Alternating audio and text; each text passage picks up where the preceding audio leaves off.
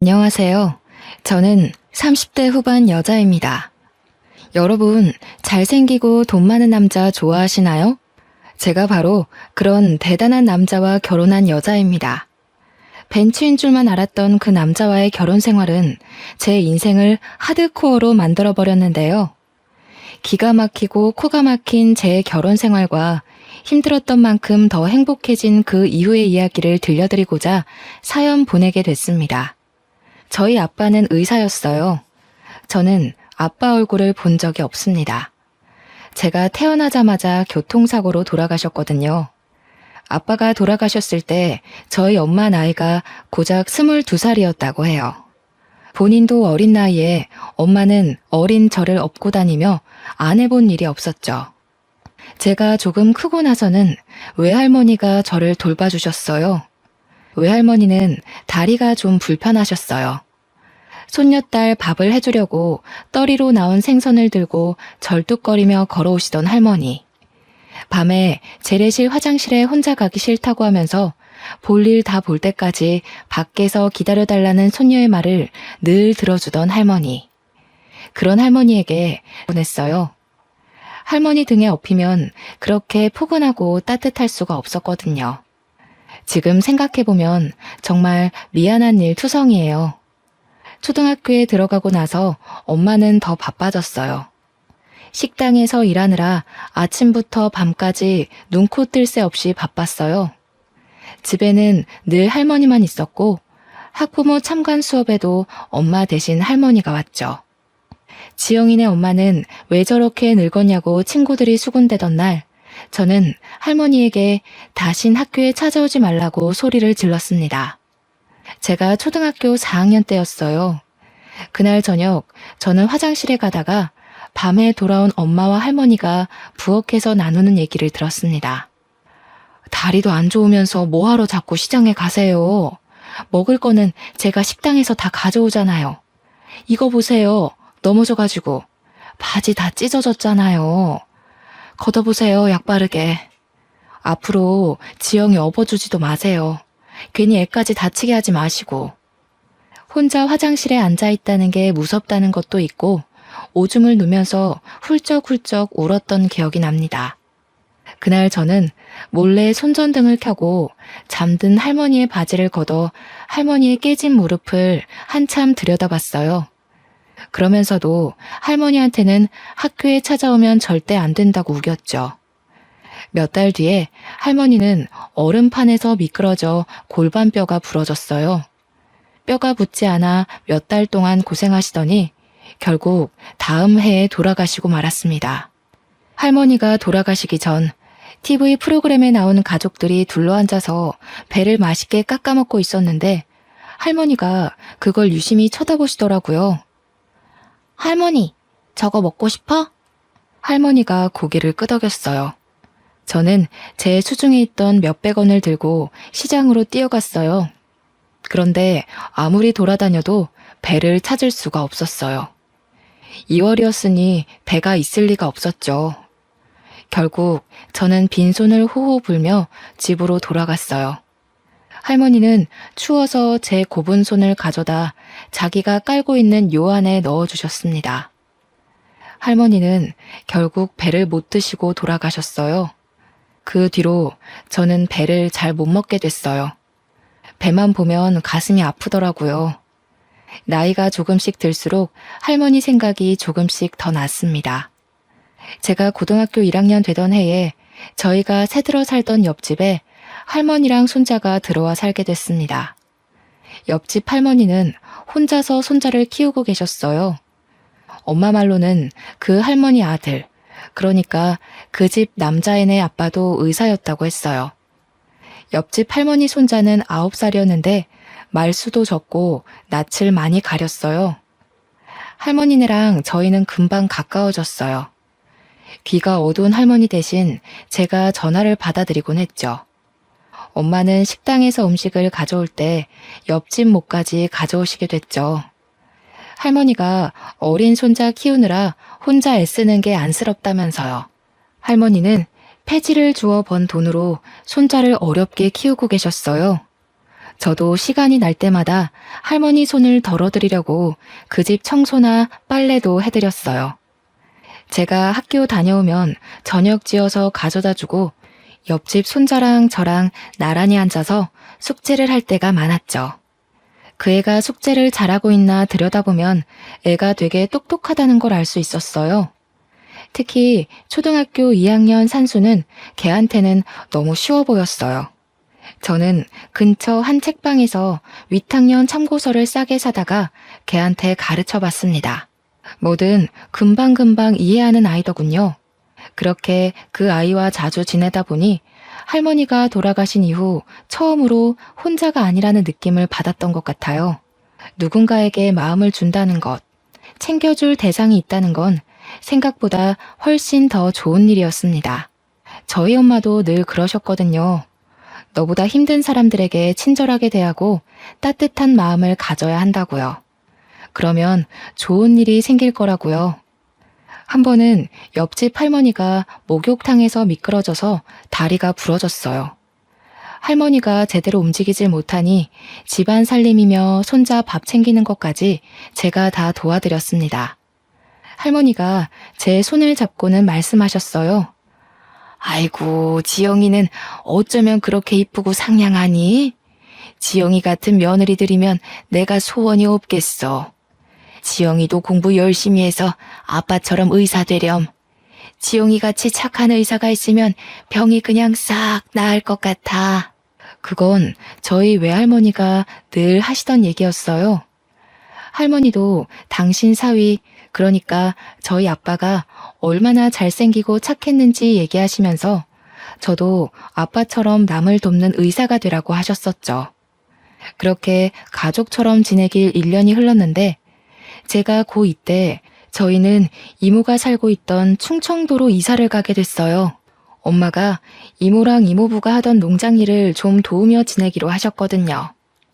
친구들이랑 헤어지는 것도 슬펐지만 무엇보다 옆집 할머니랑 손자랑 헤어지는 게 슬펐어요. 할머니, 제가 자주 놀러 올게요. 무리하지 마시고 건강하게 계셔야 해요. 수환이도 할머니 말씀 잘 듣고 누나가 공부 도와주기로 했는데 미안해. 수환이는 진짜 훌륭한 사람이 될 수 있을 거야. 알았지? 제 말을 듣고 있던 그 애는 얼굴이 잔뜩 굳어져서 혼자 구석에 가만히 서 있더니 그만 대문 밖으로 뛰어나가 버렸어요. 그 뒤로는 다시는 할머니도 그 애도 만나지 못했습니다. 새 학교에서 적응하느라 바빴고 곧 고3이 되어서 정신이 없었거든요. 옆집 할머니랑 손자가 잘 지내는지 종종 생각이 났지만 얼마 뒤에 전화번호가 바뀌어 연락할 수 없게 됐어요. 나중에 찾아가 봤지만 이사 간 뒤였습니다. 그렇게 시간이 흘러 저는 대학에 가게 됐어요. 두 할머니는 제가 의사가 되길 바라셨지만 저는 사실 그렇게까지는 성적이 좋지는 못했어요. 의대는 못 갔지만 그래도 꽤 좋은 4년제 대학에 간호대를 갔어요. 열심히 공부해서 그 학교 대학병원에 취직도 했습니다. 간호사 일은 힘들었어요. 선배들 괴롭힘도 심했고 매번 환자가 돌아가시는 걸 봐야 하는 건 마음이 정말 힘들더군요. 그래도 아빠 생각도 나고 저는 남들 돌보는 일에 보람을 느끼며 일하고 있었습니다. 그리고 거기서 알게 된 남자가 저에게 구애를 하기 시작했습니다. 30대 중반의 성형외과 전문의였는데 시원시원한 이목구비에 키도 크고 비싼 스포츠카를 몰고 다니는 남자였죠. 한마디로 번지르르한 남자였습니다. 집이 엄청 잘 산다는 소문이 자자했어요. 병원에서 얼굴 좀 반반하다 하는 간호사들은 다들 그 사람 관심을 끌어보려 애쓰고 있었어요.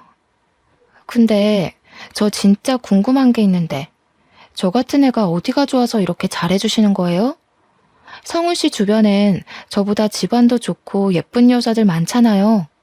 글쎄요. 저는 비슷비슷한 여자들은 질려서 말이에요. 그러니까 그게 그렇다기보다는 그 뭐랄까 예쁘고 그런 거는 다 소용없는 것 같아요. 지영 씨 같이 착한 여자가 최고죠. 사귄 지 6개월쯤 지났을 때 그 남자가 갑작스레 청혼을 하더군요. 다이아가 박힌 반지를 내미는데 그만 말문이 막히고 말았어요. 내 나이 35, 제 인생에 그렇게 비싼 반지를 받을 거라 생각해보지 못했거든요. 제 결혼은 처음부터 삐걱거렸어요. 시어머니는 식사 내내 저를 무슨 동물원 원숭이 마냥 안 입고 온 얼굴로 훑어보더니 결국 제가 잠깐 자리를 비운 사이에 남편에게 불만을 늘어놓고 있더군요. 아무리 아무나 못 드린다고 해도 그렇지. 어떻게 저렇게 빈티나는 애를 데려와?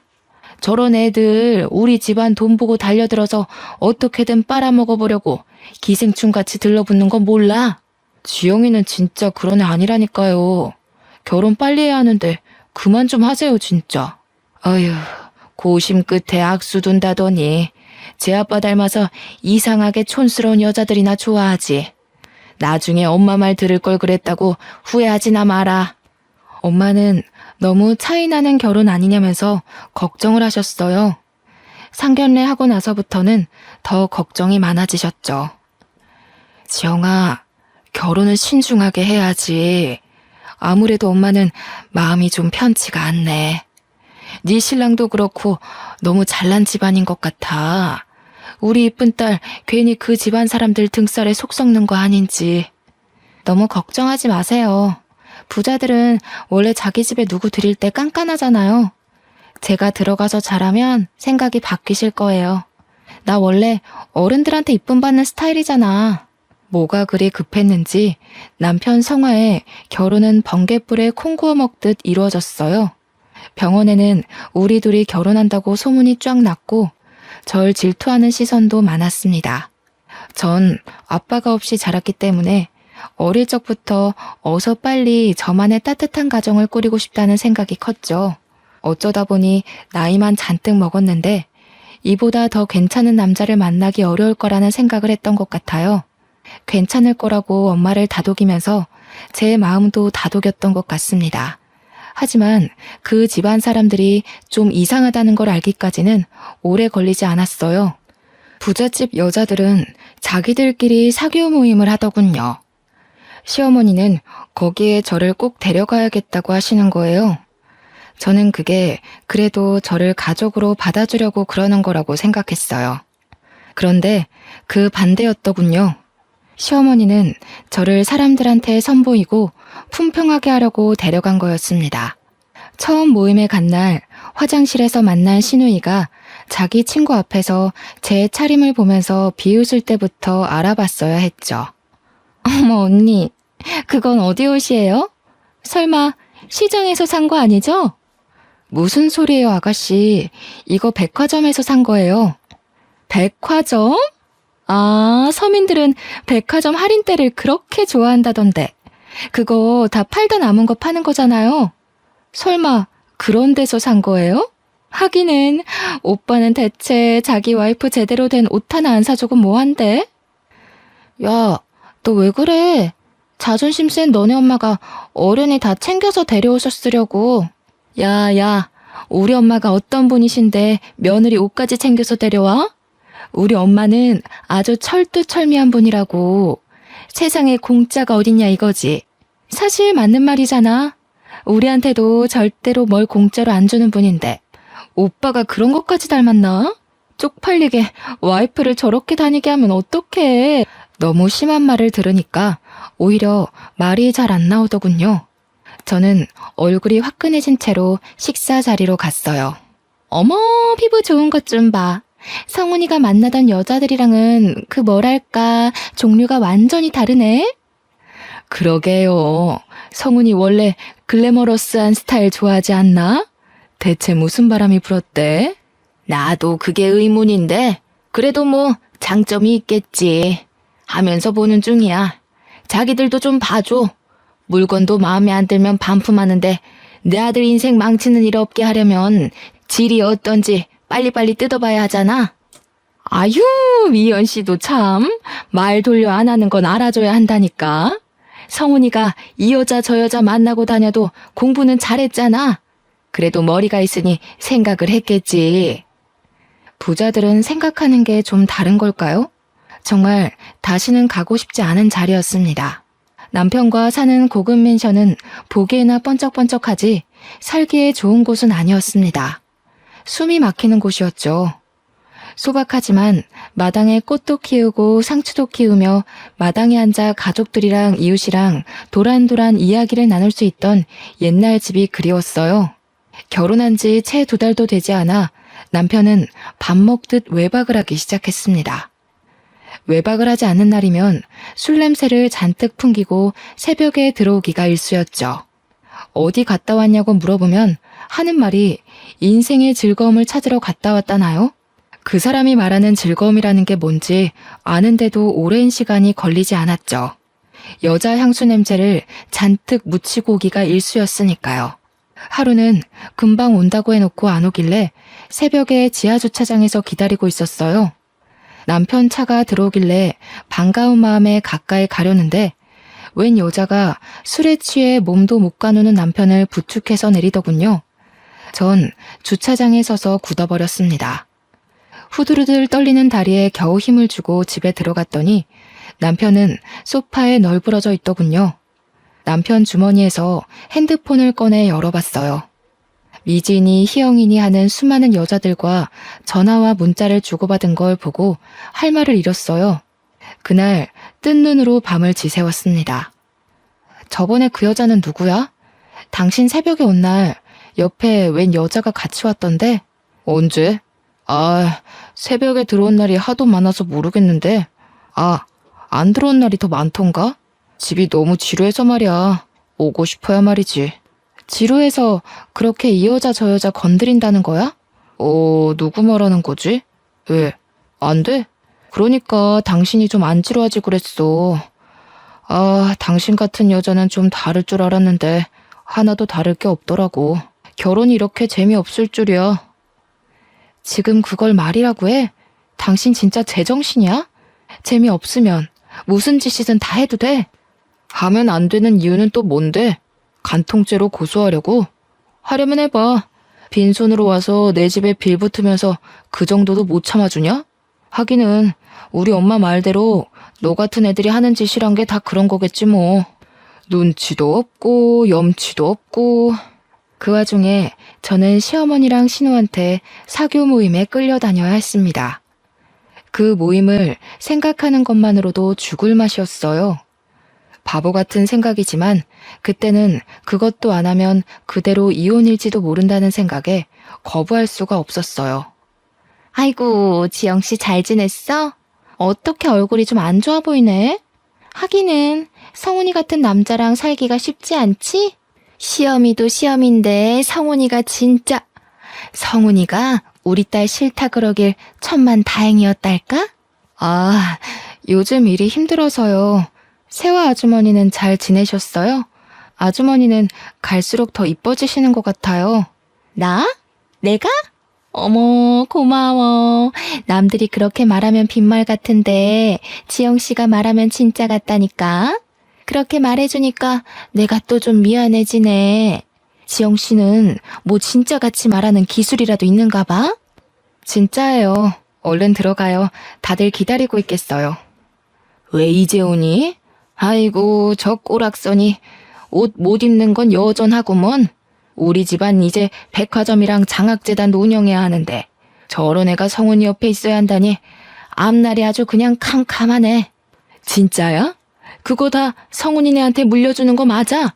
결혼도 했는데 여태까지 안 물려주는 거 보면 뭐 다른 수가 있는 거 아니었어? 이 여편 애들이 알지도 못하면서 그 촌스러운 노인네가 그 많은 재산 가지고 뭘 하겠어? 그냥 욕심나서 안 주고 있는 거지. 어차피 얼마 살지도 못할 거 왜 그렇게 끌어안고 있는지 물려줄 데도 없으면서 이승에 무슨 미련이 남아서 그 나이까지 펄펄 살아있는지 원.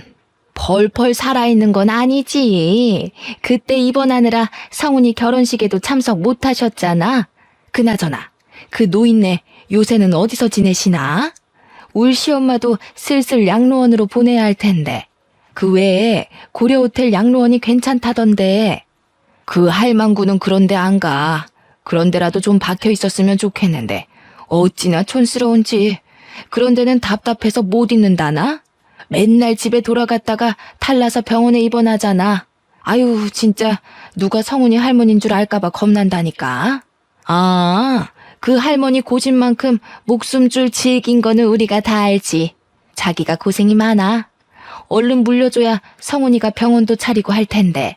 뭐 90이 다 된 할망구가 버티면 얼마나 버티겠어. 우리는 그냥 조금만 기다리면 좋은 날이 오겠거니 하면서 참고 견디고 있어. 문제는 얘지.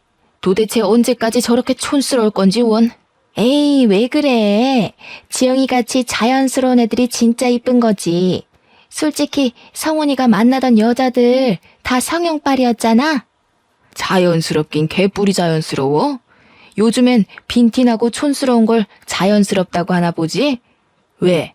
네 딸 못생겼다고 성훈이가 퇴짜 놓은 게 아직도 분한가 봐? 솔직히 말이 나왔으니까 말이지.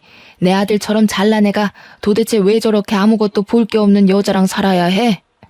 그 사람들 틈에 있다가는 저까지 정신이 이상해지는 거 아닌가 싶더군요. 저는 그래도 병원에서는 이성을 잃지 않으려고 노력했어요. 교대 근무를 하면서 환자들한테 시달리다 보면 간호사들도 힘들고 짜증이 나기 마련이거든요. 저는 엄마의 가르침대로 절대 환자들에게 짜증내지 않고 친절하게 대했어요. 제가 아무리 힘들어도 아픈 건 환자들이니까요. 어느 날 같은 병원에서 일하는 간호사 친구가 저를 찾아왔어요. 밥을 하나도 안 먹는 환자가 있다면서요. 우리과 간호사들 다 포기했어. 네가 할머니들한테 잘하잖니? 한번 얘기 좀 해봐. 저러다 돌아가시겠어. 가봤더니 비쩍 마른 할머니 한 분이 계시더군요. 다리가 부러지셨는데 입맛이 없다면서 하루에 한 끼도 제대로 안 드신다는 거였어요. 저는 어릴 때 저희 할머니가 다쳐서 누워 계셨던 모습이 생각나서 마음이 찡했어요. 할머니 손을 잡고 왜 밥을 안 드시냐고 물어봐도 할머니는 대답을 안 하셨어요. 걱정이 되어서 저는 하루에 2번씩 할머니를 찾아갔어요. 며칠 동안 할머니는 한마디도 안 하셨어요. 할머니, 안녕하셨어요. 오늘 날씨가 참 좋죠? 오늘 고등어 반찬이 나왔던데 식사는 좀 하셨어요? 저는 고등어를 좋아해요. 저 어릴 때 저희 할머니가 저 주시려고 자반 고등어를 얻어오시곤 했거든요. 저는 지금도 그때 먹었던 고등어 반찬이 세상에서 제일 맛있는 음식이었던 것 같아요. 그때까지 꿈쩍도 안 하시던 할머니가 갑자기 치마 속을 뒤지시더라고요. 할머니는 치마 속에 숨겨놨던 박하사탕 하나를 꺼내더니 제게 주셨어요. 이거 저 주시는 거냐고 했더니 말없이 고개만 끄덕이셨어요. 저는 그 사탕을 소중히 품고 집에 돌아갔습니다. 다음 날 할머니에게 또 찾아갔어요. 사탕 맛있게 잘 먹었어요, 할머니. 어쩐지 답답한 이 좀 시원해지는 것 같지 뭐예요? 할머니가 주신 사탕에 무슨 마법이라도 들어있었나? 저한테 맛있는 거 주셨는데 할머니한테도 맛있는 거 드리고 싶어요. 뭐 드시고 싶은 거 없으세요? 할머니는 여전히 말이 없으셨어요. 저희 할머니는 아파서 누워 계실 때 배가 드시고 싶다고 그러셨어요. 그런데 그때 겨울이라 배를 못 구했거든요. 참, 그때는 제가 너무 어렸죠. 잘해드린 것 하나 없는데 너무 일찍 돌아가셨어요. 그때 할머니가 처음으로 말씀하셨어요. 막걸리. 어? 막걸리요? 아, 술은 좀 그런데. 할머니, 막걸리 말고 다른 거 드시고 싶은 건 없으세요? 막걸리. 아이고, 알겠어요, 알겠어. 막걸리 가져다 드릴게요. 환자한테 술이라니 안 될 말이었지만 어차피 아무것도 안 드셔서 잘못되시느니 드시고 싶은 거라도 드시게 하는 게 나을 것 같았죠. 다음날 몰래 할머니한테 가서 막걸리를 종이컵에 따라 드리려는데 처음 보는 의사가 나타났습니다. 지금 뭐 하시는 거예요? 왜 환자한테 술을 줍니까? 아, 그게 그러니까 죄송합니다. 전 그냥 할머니가 너무 드시고 싶다시길래. 할머니, 막걸리는 안 된다고 했잖아요. 병원에서 술 드시면 안 되는 거 모르세요? 아, 다른 걸 드시라니까 진짜. 안 먹어. 안 먹는다니까. 막걸리 줘. 저렇게 드시고 싶다는데 딱 한 잔만 드리면 안 될까요? 안 되는 건 아는데 이거 드시면 입맛이 도실지도 모르잖아요. 식사 안 하시는 게 너무 신경이 쓰여서 그래요. 제발요. 아, 진짜 안 되는데. 결국 저는 할머니에게 막걸리를 드렸어요.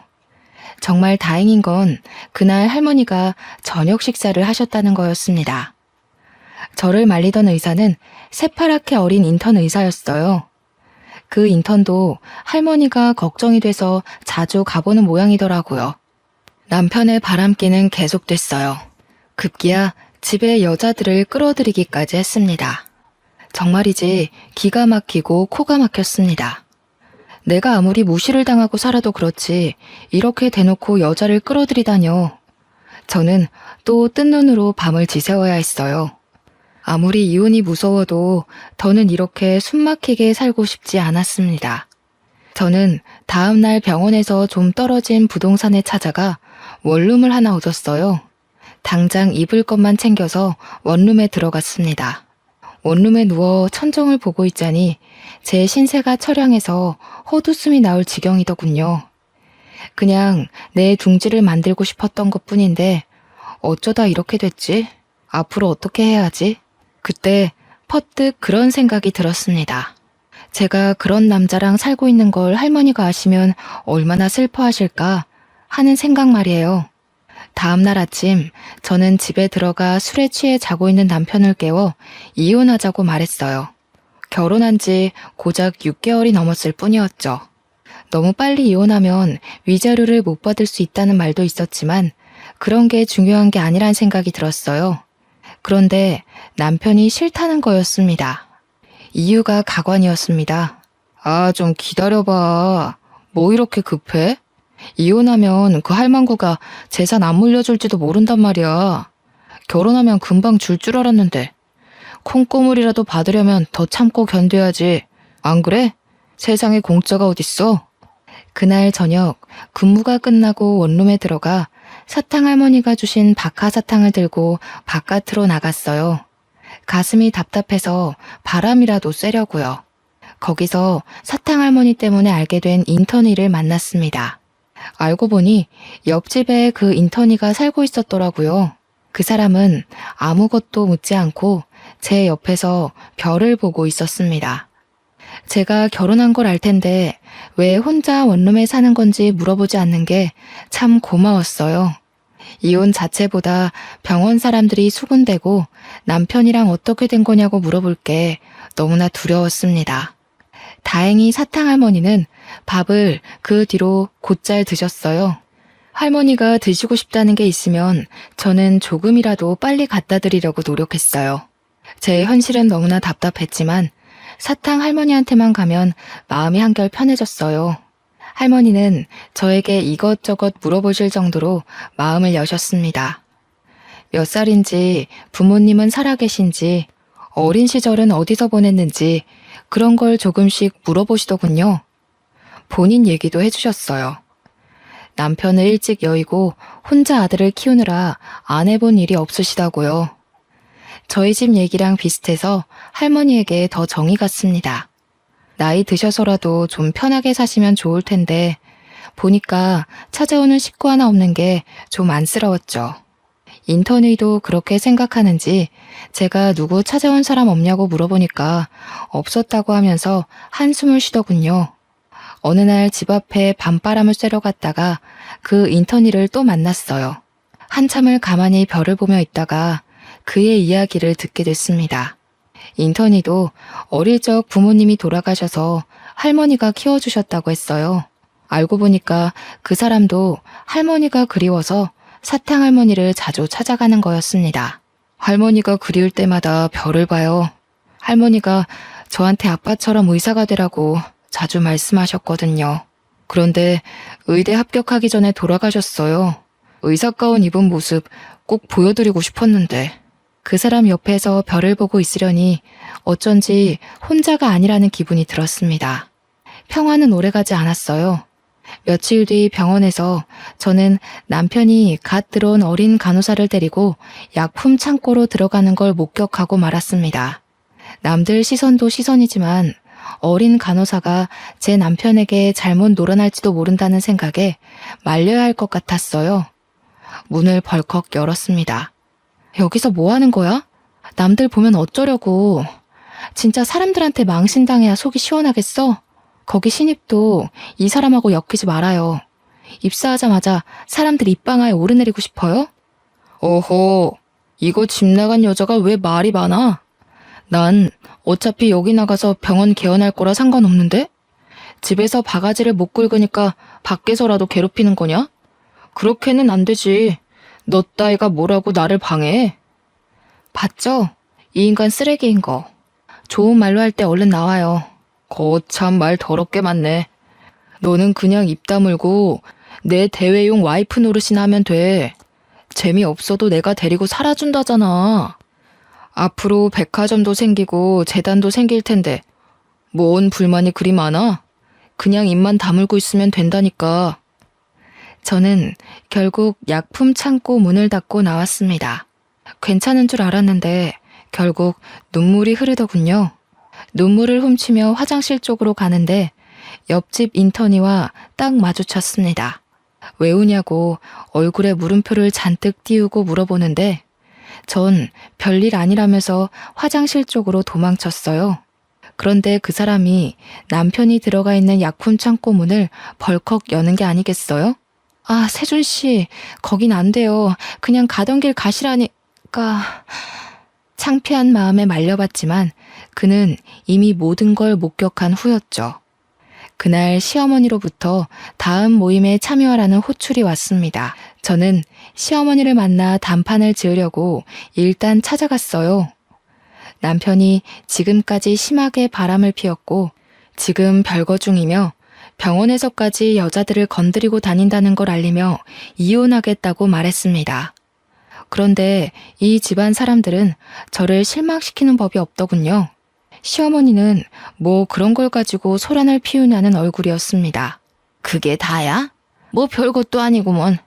우리 아들같이 다 가진 남자랑 살면서 그 정도도 없을 줄 알았어? 우리가 물려받을 재산이 얼만데 세상에 공짜가 어디 있니? 성훈이가 너랑 이혼한다고 안 하는 것만 해도 다행인 줄 알아. 그래요, 언니. 언니가 지금 이혼하면 언감생심 우리 오빠 같은 남자 만날 수 있을 것 같아? 아니, 나이가 그렇게 많은데 결혼이나 할 수 있을까 모르겠네. 솔직히 나이가 문제가 아니긴 하지. 스타일이 그렇게 촌스러워서야 남자들이 거들떠나 보겠어요? 이혼이야 소송하면 되지만 솔직히 전 그 모든 걸 감당할 자신이 아직도 없었어요. 다음날 답답한 마음을 안고 사탕할머니를 찾아갔습니다. 그동안 사탕할머니는 뼈가 무사히 붙어 내일이면 퇴원을 하게 되었어요. 할머니가 무사히 나와서 정말 다행이에요. 그러니까 밥 잘 드셔야 한다고 했죠? 그래도 살도 좀 붙으시고 한결 좋아지셨어요. 할머니 퇴원 기념으로 제가 소원 하나 들어드리고 싶은데 혹시 바라는 거 있으세요? 네 남편이 이 병원 의사 조성훈이야? 그 엄마가 강남타워 사는 김미연이고 맞지? 네, 맞아요. 아이고, 우리 할머니는 귀도 밝으시네. 어떻게 그걸 다 하셨대? 하긴 사람들이 어지간히 떠들죠. 귀가 밝으신 거 보니까 밥도 많이 드실 수 있겠다. 밥 많이 먹어야 퇴원시켜드려요. 얼른 하세요. 그 인간 아주 인간 말종이지? 같이 살기 아주 더럽지? 말종도 그런 말종이 없지? 시애미랑 해가지고 시동생도 아주 싹퉁머리를 밥 말아 먹었지? 아니, 그걸 어떻게... 아니에요, 할머니. 저희 남편이 얼마나 저를 아껴주는데요. 그날 사탕할머니는 목욕탕에 가고 싶다고 하셨어요. 동네 목욕탕에 가고 싶으시다고 그게 소원이라고 하셨습니다. 인턴의 세준 씨의 도움을 받아서 할머니를 모시고 가까운 목욕탕으로 갔어요. 저희 할머니를 씻어드리는 심정으로 구석구석 씻어드렸습니다. 오히려 제가 한을 푸는 느낌이었어요. 목욕을 하고 나와서 우유를 하나 사드렸더니 할머니는 저한테 너는 소원이 없냐고 물으셔요. 저는 돌아가신 할머니가 보고 싶다고 했습니다. 제 소원은 돌아가신 할머니에게 배를 사드리는 거였으니까요. 사실은 제가 지금 이혼을 해야 할 것 같거든요. 정말 좋은 가정을 꾸릴 수 있을 줄 알았는데 제가 겉모습만 보고 단단히 착각한 거였어요. 결혼한 남자를 고를 때는 저희 엄마 말대로 신중하게 생각을 했어야 했는데 제가 정말 바보였어요. 그러게, 너 같은 애가 어쩌다 그런 인간 말종이랑 결혼을 했어? 엄마가 말릴 때 들었어야 했는데 이제 와서 이혼한다 그러면 엄마가 얼마나 속상해 하실지. 저는 그렇다 쳐. 엄마가 속상해 하실 거 생각하면 시어머니가 그 집 사람들이 저를 투명인간 취급해도 참아야 하는 거 아닌가 하는 생각이 들어요. 참긴 뭘 참아. 네가 무슨 열부라고 그딴 것들을 참고 있어? 이혼 그거 별거 아니여. 내가 살아보니까 말이여.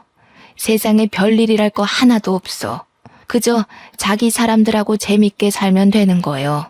네가 엄마 때문에 그런 놈이랑 이혼 못한다는 거 알면 네 엄마가 퍽이나 좋아하겠다. 할머니가 핀잔 주듯 말씀하시긴 했지만 그렇게라도 털어놓으니 마음이 한결 홀가분하고 할머니 말씀이 맞는다는 생각이 들었어요. 다음날 사탕 할머니한테 가보니 이미 태어나신 후였어요. 그런데 간호사 하나가 저한테 김양순 할머니가 전해주라고 했다면서 봉투 하나를 건네더군요. 봉투 안에는 A4 용지에 인쇄된 편지가 한 장, 그리고 유언장이 들어있었습니다. 변호사가 할머니 대신 작성한 편지와 유언장의 내용인 즉슨 저한테 유산의 반을 물려주겠다는 거였습니다. 지영이 보거라. 나는 내 나이 20도 안 되어 애아빠를 먼저 보내고 안 해본 일이 없이 살았다. 열심히 하면 나라고 떵떵거리며 살지 못하리라는 법이 없으리라고 생각했어. 안 해본 일이 없었지. 닥치는 대로 일했단다. 결국 강남이 개발되기 전에 산 땅값이 어마어마하게 불어났고 나는 서울에 백화점을 갖게 되었단다. 부자가 되어 떵떵거리는 거 그게 그렇게 소원이었는데 그것도 별거 아니더구나. 남편을 일찍 보낸 것도 모자라 아들까지 일찍 보내고 나니 정말 사는 낙이 없었어. 돈이 아무리 많으면 뭐하겠니? 즐거운 일을 나눌 사람이 없는데. 짧은 시간이었지만 너랑 세준이를 만나서 참 행복했단다. 내 증손주조차 내가 저 일하는 병원에 입원해도 창피하다고 한 번도 찾아오지 않았는데 너희들이 매일같이 찾아와줘서 얼마나 즐거웠는지 모른다. 특히 지영이 네 덕에 몇십 년 만에 사는 재미를 느껴봤다.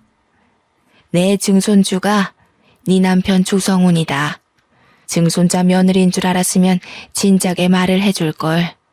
우리 아들은 반듯한 애였는데 손자나 증손자가 왜 그 모양인지 모르겠다.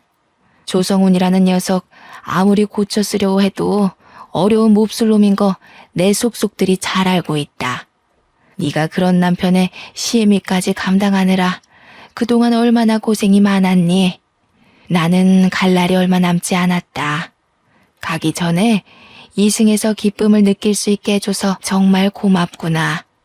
내 성희가 네가 당한 아픔에 조금이라도 위로가 되면 좋겠다. 유언장에 따르면 저뿐만 아니라 인턴의 세준 씨한테도 원룸 건물이 하나 주어졌습니다. 이게 무슨 자다가 하늘에서 떡이 떨어지는 소리일까요? 사탕 할머니가 남편의 증조 할머니였다니. 그것도 놀라운데 저한테 재산의 반을 주시겠다니. 저희 엄마가 늘 남들한테 잘하면 자다가도 떡이 생긴다고 했는데 그게 이런 걸 말한 거였나 봅니다. 편지에는 재산의 나머지는 모두 기부하겠다는 내용도 있었습니다. 그러니까 내 남편 조성훈과 시어머니 김미연, 그리고 시누이 조성미까지 증조 할머니로부터 아무것도 받지 못한다는 거였죠. 그들은 받지도 않을 재산을 받을 걸 계산해 돈을 끌어다 쓰고 있었는데 큰일이 난 거였죠. 대학병원 탈출한다고 노래를 부르던 남편은 대출을 내서 병원을 꾸려 이제 개업만 앞둔 상황이었습니다. 남편은 결국 다 차려놓은 병원을 몽땅 빚으로 떠안게 되었습니다. 돈도 돈이지만 의사 면허를 잃었거든요. 남편이 약품 창고에 들락거리는 걸 이상하게 생각한 인턴의 세준 씨가 남편이 마취약품을 몰래 빼돌린다는 사실을 알게 됐고, 조사 끝에 남편이 그 약품들을 각성제 등의 용도로 엄청나게 복용하고 있다는 것이 밝혀졌습니다. 어쩐지 그 인간 하는 짓이 정상은 아니긴 했죠. 저는 세준 씨에게 감사 인사라도 해야 할 것 같아서 음료수를 들고 세준 씨 집 앞으로 갔어요. 초인종을 누를까 하다가 그냥 음료수만 두고 오려는데 문이 열리고 세준 씨가 나왔습니다. 고마웠다고 인사라도 하려고 왔어요. 이제 자주 못 뵐 것 같아서. 절 위해서 하신 일은 아니겠지만 덕분에 남편한테서 벗어날 수 있게 된 것 같아요. 세준 씨도 부모님 없이 어렵게 큰 것 같던데. 할머니가 세준 씨 것도 남겨주셔서 다행이에요. 저한테 다 주시긴 했지만. 받을만 하니까 주셨죠. 지영 씨는 받을 자격 있어요. 제가 그걸 다 어디다 쓴다고 저한테 그렇게 큰 돈을 물려주셨는지. 아무튼 다음 주에 할머니 뵈러 갈 건데 괜찮으시면 저랑 같이 가요. 돈이야 좋은 데 쓰면 되죠. 근데 아직도 저 모르시겠어요? 예? 모른다니 뭘. 저 수환이에요. 옆집 살던 지수환이요. 누나가 저 공부도 가르쳐주고 밥도 해주고 그랬잖아요. 할머니가 이름 바꿔야 한다고 바꿔주신 건데 아무리 그래도 그렇지 어떻게 그렇게 몰라보세요? 저는 누나 보자마자 알아봤는데. 누나 이사가고 얼마나 누나 생각 많이 했는데요. 그런 남자랑 결혼할 줄 알았으면 진작 찾아내는 건데. 그 꼬질꼬질한 꼬마가 의사가 됐다고? 어릴 때부터 똑똑하긴 했지만 이름도 다른데다 그때랑 달리 키가 너무 훤칠하게 크고 인물도 훨씬 좋아져서 못 알아봤던 거였어요. 남편이랑 시댁 식구들은 아직 유언장에 대해 모르고 있었습니다. 그 주에 저는 시어머니가 저를 짓밟기 위해 데리고 다녔던 그 사교 모임에 제 발로 나갔습니다. 지영씨, 미연씨가 그러는데 지영씨가 바람 피워서 이혼하게 됐다면서? 그게 사실이야? 아무리 봐도 지영씨가 그럴 사람이 아닌 것 같아서 말이야. 미연씨가 거짓말한 거지? 하긴 그 여자 거짓말이야. 하루 이틀 들은 게 아니니까. 저는 들어가자마자 유언장 사본을 시어머니에게 던져버렸습니다. 바람을 피우긴 누가 피워요? 당신 아들이 쓰레기의 망난이라서 이 여자 저 여자 건드리고 다니고 병원 약까지 빼돌려서 마약놀이 하다가 의사면허 정지당한 거잖아. 이제야 내가 맘 편히 이혼할 수 있게 됐는데 쓰레기 같은 아들이 한 짓을 나한테 떠넘겨? 뭐야, 이게 병원에서 잡돌이에서 내 아들 앞길을 막더니 여기까지 와서 뭐라고? 당신 아들이 망나니인 게 내 잘못이야? 당신이 잘못 키운 탓이지. 어떡해요? 당신 집안 사람들이 그렇게 자랑하던 그 백화점이니 재단이니 하나도 못 받게 되셨어요. 그거 한번 잘 읽어보세요. 그 재산들이 다 누구한테 가는지, 그 집안 사람들이 왜 유산 받을 자격이 없는지는 제가 잘 설명해 드릴 수 있고요. 뭐? 그게 무슨 재산을 못 받게 됐다니 그게 무슨 소리야? 니까짓게 그런 걸 어떻게 알아? 어? 내 아들 앞길 막는 것도 모자라서 재산까지 가로챈다는 거야? 니 처녀는 그냥. 시어머니가 일어나 제 뺨을 때리려 하는데 사교 모임 사람들이 다 같이 시어머니를 막았어요. 사람들이 시어머니를 끌고 나가 문 밖으로 밀어버렸습니다. 그리고 문을 잠가버렸어요. 시어머니가 문을 막 두드리면서 소리를 질렀습니다. 자기들이 나한테 어떻게 이럴 수 있어? 이러고도 후회 안 할 것 같아? 되게 시끄럽네 진짜. 진작에 끌어냈어야 하는 건데 저 품이 없는 소리 듣는 것도 하루 이틀이지 귀가 썩을 것 같았다니까. 맞아요, 맞아. 아유, 진짜 어찌나 천박한지. 우리가 어이없어서 어떻게 하나 보려고 어울려주는 것도 모르고 자기가 무슨 여왕님이라도 된 것처럼 굴잖아. 가진 것도 쥐뿔도 없는 게. 저는 받은 유산의 대부분을 사회에 환원했어요. 남들이 생각한 것처럼 병원을 그만두지도 않았죠. 저는 제 일을 좋아하거든요. 사탕할머니한테 재산보다 훨씬 더 좋은 선물을 받았거든요. 바로 지금의 남편 세준 씨입니다. 어릴 적 제가 이사 간다고 잔뜩 골이 나서 집 밖으로 뛰쳐나가던 소년 수환이는 18년이 지나 신경외과 의사가 되어 제 앞에 나타났고 제 남편이 되었습니다. 제가 어린 남자랑 결혼한다는 소문이 돌자 남편은 집 앞에 와서 문을 두드리며 자기가 잘못했다고 한 번만 봐달라고 빌다가 경찰에게 잡혀갔어요. 저희 부부는 마당이 있는 집을 사서 저희 엄마와 사탕할머니를 모시고 와서 함께 살았습니다. 딸도 하나 낳았고 저희가 그렇게 그리워하던 사람 사는 재미를 실컷 느끼면서 살고 있습니다. 사탕할머니가 몇 년 후 돌아가셨지만 돌아가시기 전까지 저희와 즐거운 추억을 많이 쌓으셨어요. 제 이야기는 여기까지입니다. 정말 힘든 일도 많았지만 저희 엄마 가르침대로 늘 좋은 마음을 잃지 않으려 노력했더니 인생이 180도 바뀌었습니다. 제 이야기를 들어주신 여러분들께도 쨍하고 볕들듯이 좋은 일들이 생기길 바랄게요. 감사합니다.